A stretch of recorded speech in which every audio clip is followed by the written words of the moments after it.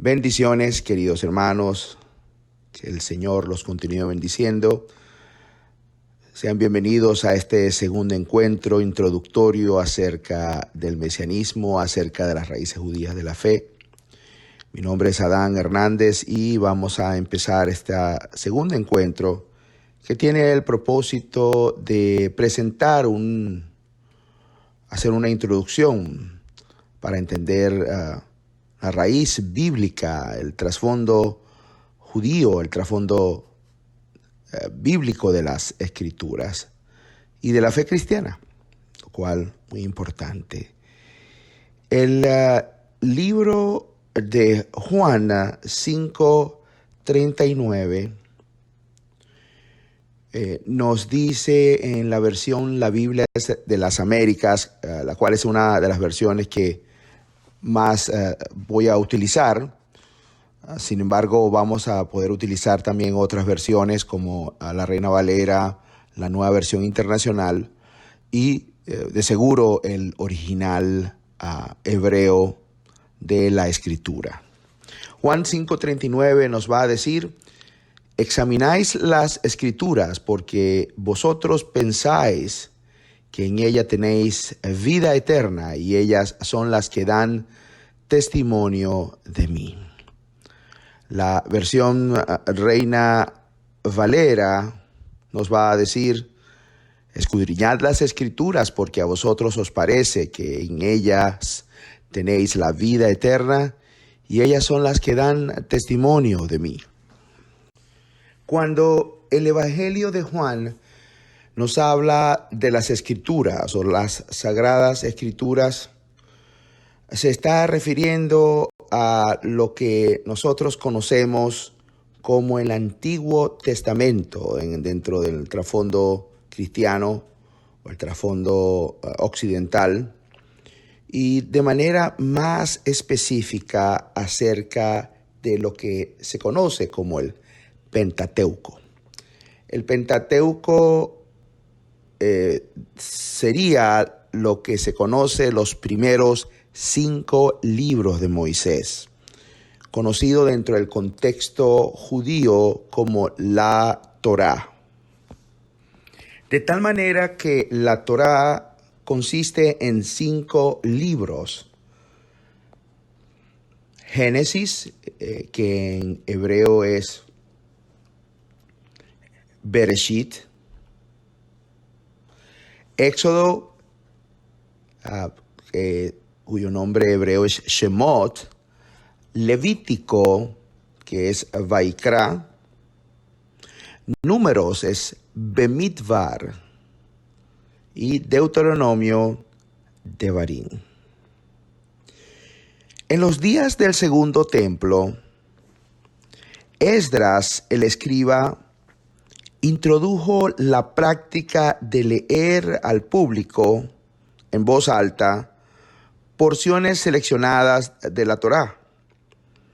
En los siglos posteriores se desarrolló la tradición del pueblo de Israel, el pueblo judío, que es el representativo hoy en día del pueblo de Israel. Se desarrolló la tradición de leer una porción de la Torá. Se puede decir como con el nombre de Parashá o Sidra. Así que esta Parashá o Sidra se lee durante un ciclo de un año. Esto es hecho por las comunidades judías, por las más de 22.000 sinagogas a lo largo del mundo, incluyendo las comunidades mesiánicas. Y luego explicaremos acerca de este ciclo en clases posteriores. ¿Cómo se llegó a que tanto la Torá como los libros proféticos fuesen leídos en Shabbat y en los días festivos?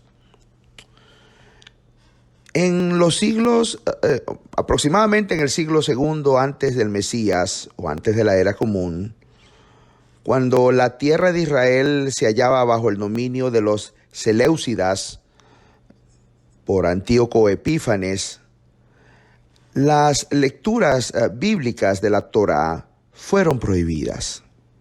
El pueblo de Israel, siendo muy persistente, buscó la manera de estudiar la palabra y no pudieron leer la Torá. Sin embargo, no se les prohibió la lectura de los profetas e introdujeron la lectura de los profetas de temas de la Torá, del Pentateuco, los primeros 5 libros de Moisés.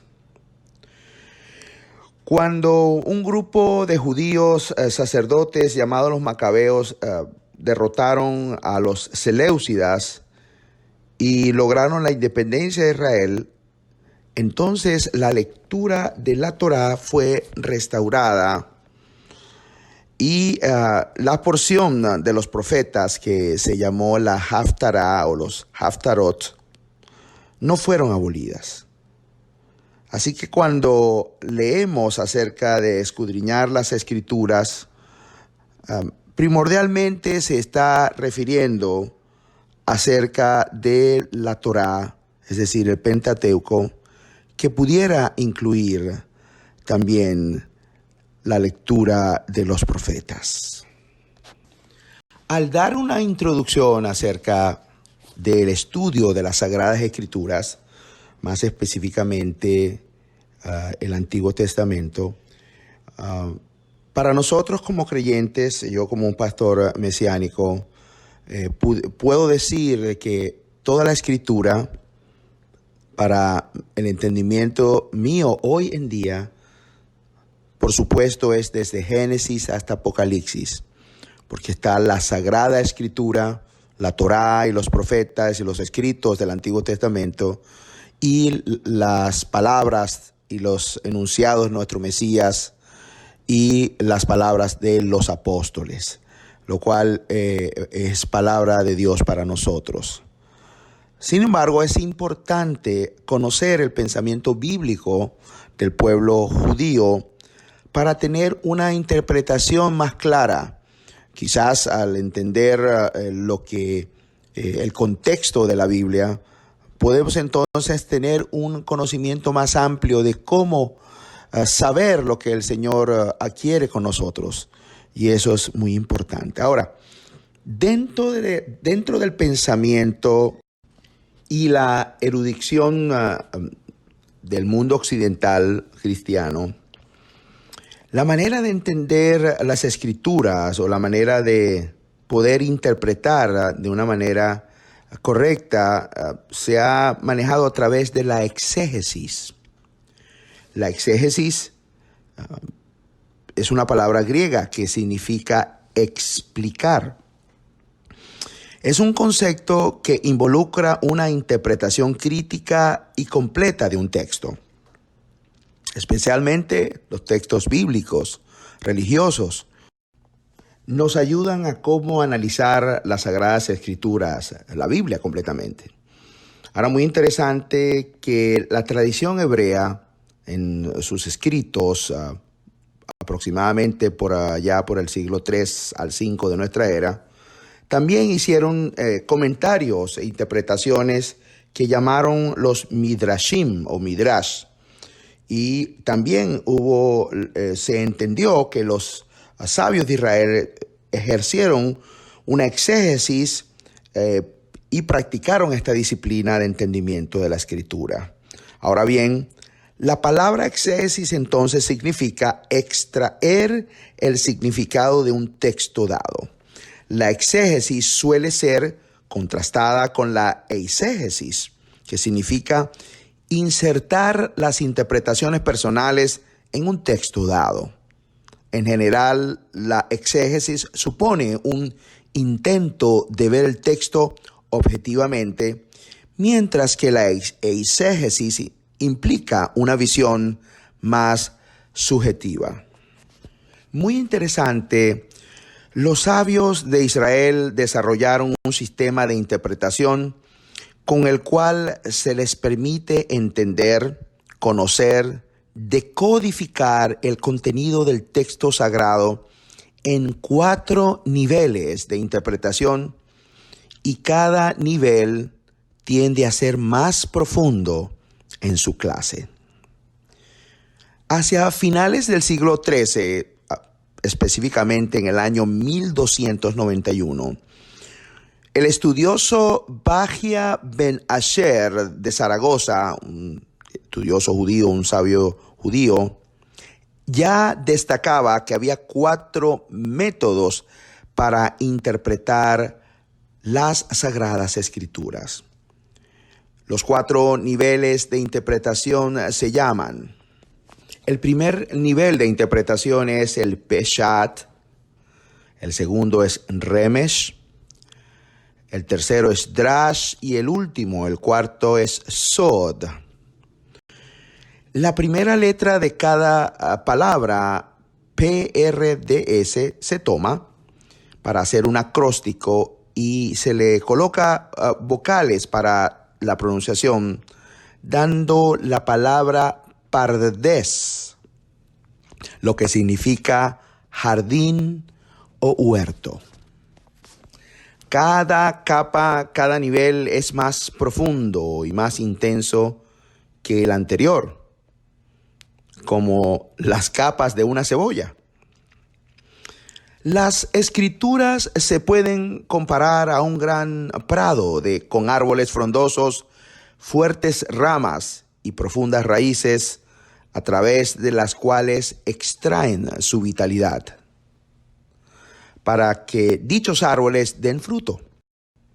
Es preciso una elaboración en la que participen todos los elementos de nuestro prado.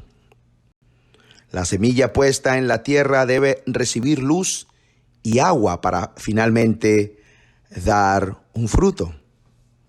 Una explicación alegórica del Pardes.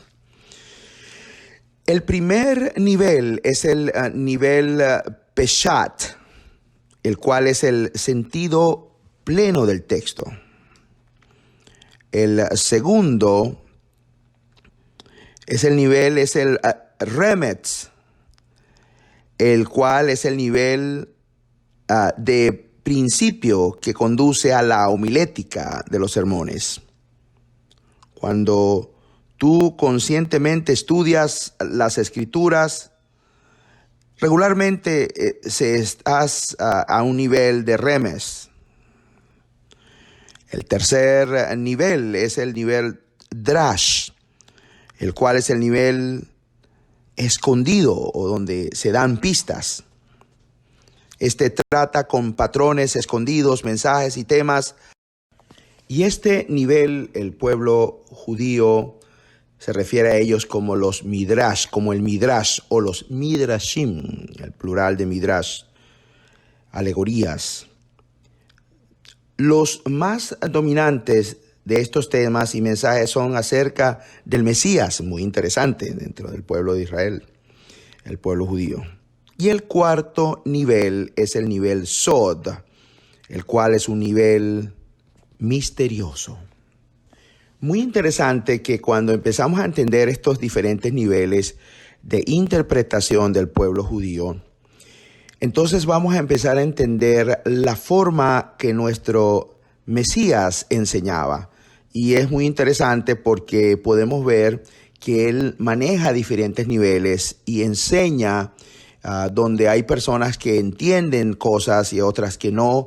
Y luego él va a dar una interpretación de su enseñanza y él utiliza alegorías. Y es muy importante conocer este pensamiento del pueblo de Israel, ya que nuestro Mesías, ya dentro de su línea de pensamientos del primer siglo, utilizaba estos elementos aprendidos, desarrollados por el judaísmo de su época. Vayamos al libro del Evangelio de Marcos, capítulo 4, a partir del versículo 1 hasta el 20. Ya que estamos estudiando, vamos a ya mirar este texto ya con una mirada dentro de el nivel de interpretación de nuestro Señor. Marcos 4, 1 al 20 dirá: comenzó a enseñar de nuevo junto al mar, y se llegó a él una multitud tan grande que tuvo que subirse a una barca que estaba en el mar, y se sentó. Y toda la multitud estaba en tierra a la orilla del mar. Les enseñaba muchas cosas en parábolas, y les decía en sus enseñanzas: oíd, he aquí el sembrador salió a sembrar, y aconteció que al sembrar, una parte de la semilla cayó junto al camino, y vinieron las aves y se la comieron. Otra parte cayó en un pedregal donde no tenía mucha tierra, y enseguida brotó por no tener profundidad de la tierra. Pero cuando salió el sol, se quemó, y por no tener raíz se secó. Otra parte cayó entre espinos, y los espinos crecieron y la ahogaron, y no dio fruto. Y otras semillas cayeron en buena tierra, y creciendo y desarrollándose dieron fruto, y produjeron unas a 30, otras a 60, y otras a 100 por uno. Y él decía: el que tiene oídos para oír, que oiga. Cuando se quedó solo, sus seguidores junto con los 12 le preguntaban sobre las parábolas, y les decía: a vosotros os ha sido dado el misterio del reino de Dios, pero los que están fuera reciben todo en parábolas, para que viendo vean, pero no perciban, y oyendo oigan, pero no entiendan, no sea que se conviertan y sean perdonados. Y les digo: ¿no entendéis esta parábola? ¿Cómo pues comprenderéis todas las parábolas? El sembrador siembra la palabra, y estos que están junto al camino donde se siembra la palabra son aquellos que en cuanto la oyen, al instante viene Satanás y se lleva la palabra que se ha sembrado en ellos.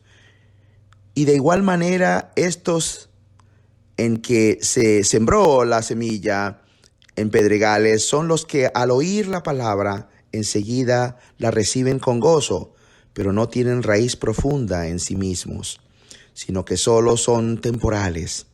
Entonces, cuando viene la aflicción o la persecución por causa de la palabra, enseguida tropiezan y caen. Otros son aquellos en los que se sembró la semilla entre los espinos. Estos son los que han oído la palabra, pero las preocupaciones del mundo y el engaño de las riquezas y los deseos de las demás cosas, entran y ahogan la palabra y se vuelve estéril. Y otros son aquellos en que se sembró la semilla en tierra buena, los cuales oyen la palabra, la aceptan y dan fruto, unos a 30, otros a 60 y otros a 100 por uno. Así que, hermanos, en la Escritura hay niveles de interpretación, y habrá personas, inclusive dentro del pueblo judío, que aún estudiando la palabra, la revelación no es dada. Bendito sea el Señor de que por medio de Yeshua y de tu Espíritu Santo, en estos últimos tiempos el Señor nos está permitiendo poder tener la revelación y entender el mensaje de sus sagradas escrituras, el mensaje de su palabra, y aún más el mensaje de nuestro Mesías y de sus apóstoles. Queridos hermanos, el Señor está trayendo una nueva revelación, un nuevo nivel, un nivel más profundo dentro de su palabra. Así que esta introducción nos va a llevar al pensamiento de la Escritura desde una perspectiva judía, desde una perspectiva del pueblo de Israel, porque el pueblo judío ha sido el representante ya para, inclusive a principios del siglo, del remanente que quedó del pueblo de Israel. Vamos entonces a hacer una introducción y quiero decirles que vamos a hacer una exégesis a nivel judío, a nivel de los sabios de Israel, sobre un pasaje muy conocido dentro de todos nosotros, que es el Génesis 1 al 3. Y vamos a hacer solo una introducción, y en la próxima clase podremos finalizar este primer acercamiento, aproximación al pensamiento bíblico de parte como lo piensa el pueblo de Israel. Vayamos entonces al libro de Génesis, capítulo 1. Génesis capítulo 1, versículos 1 al 3, nos va a decir: en el principio creó Elohim los cielos y la tierra estaba sin orden y vacía, y las tinieblas cubrían la superficie del abismo, y el espíritu de Elohim se movía sobre la superficie de las aguas. Entonces dijo Elohim: sea la luz, y hubo luz. La primera frase que conocemos de Génesis 1:1 dice: en el principio creó Elohim los cielos y la tierra. En hebreo dirá: Bereshit baraj Elohim et hashamayim be'et haaretz.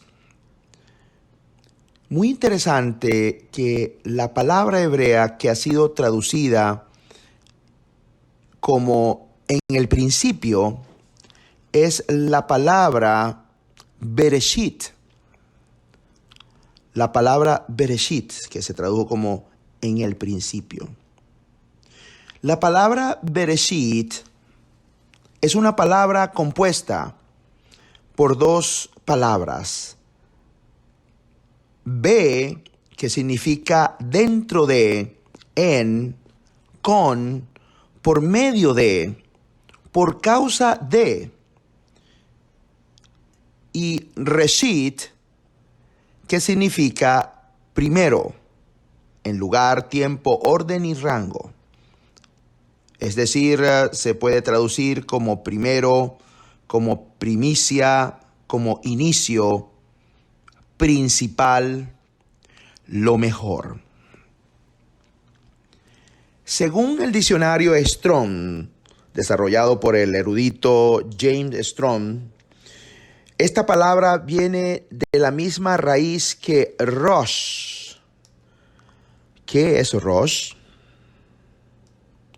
Rosh significa cabeza, parte superior, comienzo, jefe, principal, gobernante. La palabra Reshit aparece 20 veces, al menos 20 veces en el Humash, es decir, en el Pentateuco, en la Torá, y en más de 50 ocasiones en todo el Antiguo Testamento o la Tanaj.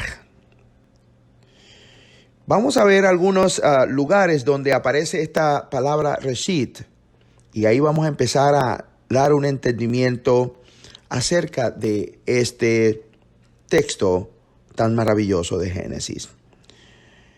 La primera relación que aparece la palabra Reshit, o principal, jefe, gobernante, cabeza. La palabra Reshit aparece en Génesis 10:10 y dirá lo siguiente: y el comienzo de su reino fue Babel, Erec Acab y Calné en la tierra de Sinar. Cuando habla y el comienzo de su reino, es la palabra hebrea Bateji Reshit, en relación a un reinado. El comienzo de un reinado. Reshit, Bateji Reshit. Eso es en relación a un reinado. La segunda relación de la palabra Reshit es en relación a un hijo primogénito. Vayamos a Génesis 49:3 y dirá: Rubén, tú eres mi primogénito, mi poderío y el principio de mi vigor, prominente en dignidad y prominente en poder. La frase que quiero llamar la atención es Rubén Bekori ata kohi bereshit oni. Interesante, la palabra bereshit o reshit o bereshit tiene que ver con un hijo primogénito. Tú eres mi primogénito. Bereshit. También Deuteronomio 21:17 nos va a decir, sino que reconocerá al primogénito, al hijo de la aborrecida, dándole una porción doble de todo lo que tiene, porque él es el principio de su vigor y a él pertenece el derecho de primogenitura. Así que la frase el principio de su vigor o la primogenitura de su vigor sería reshit o no. Ahí entonces podemos ver dos pasajes bíblicos, Génesis 49:3 y Deuteronomio 21:17, acerca de la relación del reshit con un primogénito. La tercera relación es en relación con los primeros frutos de la tierra. Vayamos a Éxodo 23:19 y dirá lo siguiente: traerás lo mejor de las primicias de tu tierra a la casa de Adonai, tu Elohim. La palabra lo mejor de las primicias es Reshit Bikurei. Reshit Bikurei.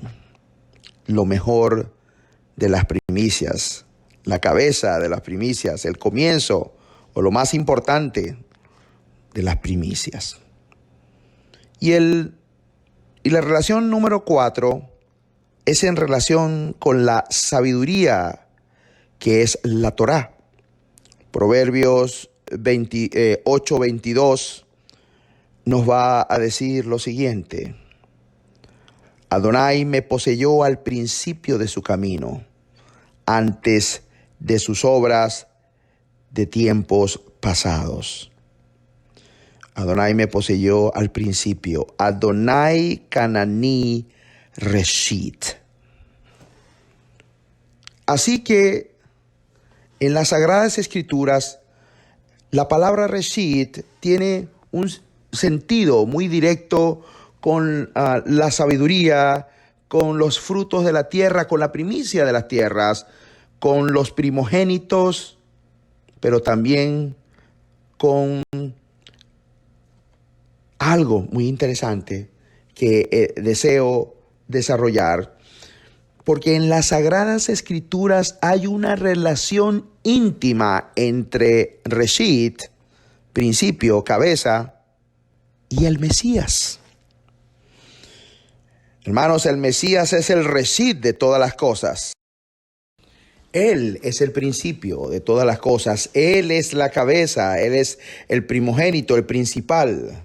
Muy interesante que el apóstol Pablo, Rav Shaul, en el libro de Colosenses capítulo 1, versículos 15 al 18, va a tener una imagen de lo que quiso decir Moisés en el libro de Génesis capítulo 1, versículo 1. Colosenses 1, 15 al 18 dirá: Él es la imagen del Elohim visible, el primogénito de toda creación, porque en Él fueron creadas todas las cosas, tanto en los cielos como en la tierra, visibles e invisibles, ya sean tronos o dominios o poderes o autoridades.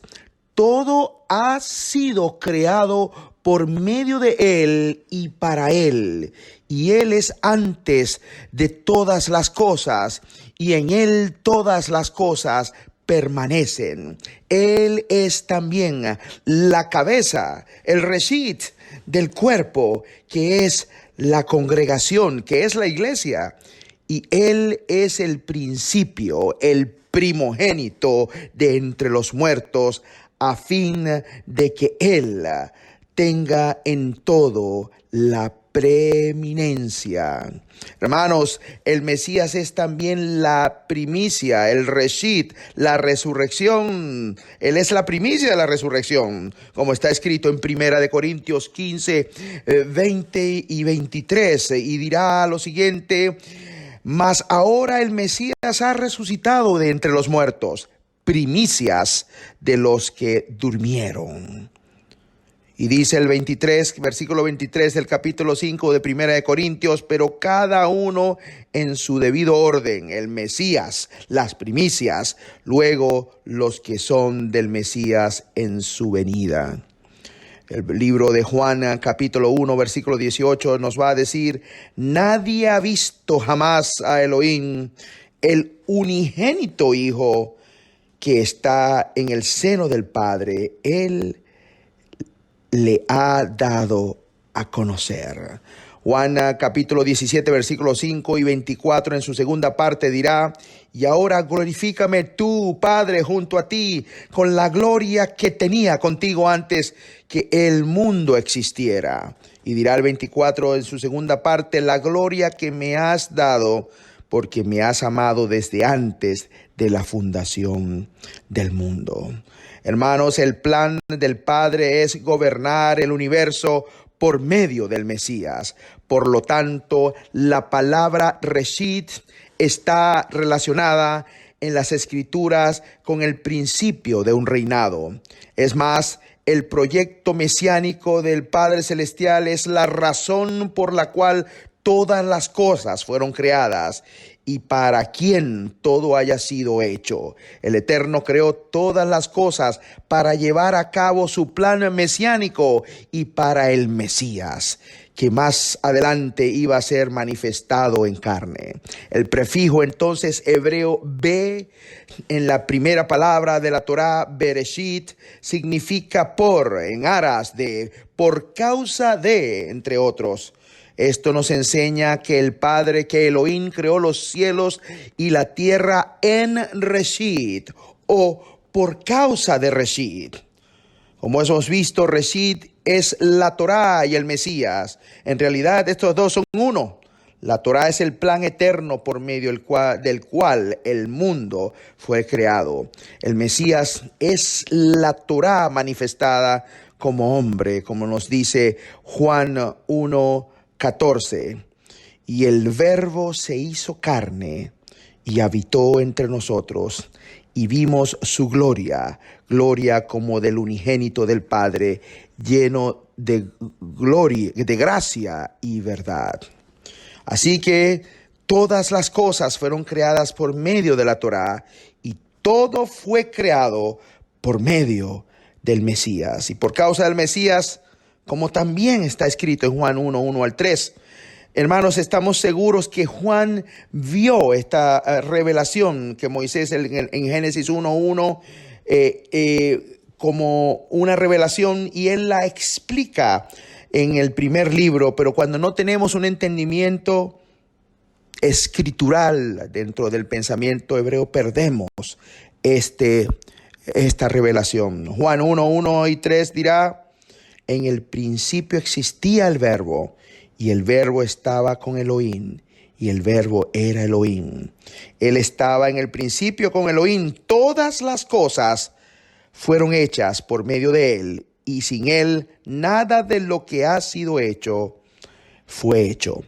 Por causa de Reshit, por causa del Mesías, fueron creados los cielos y la tierra.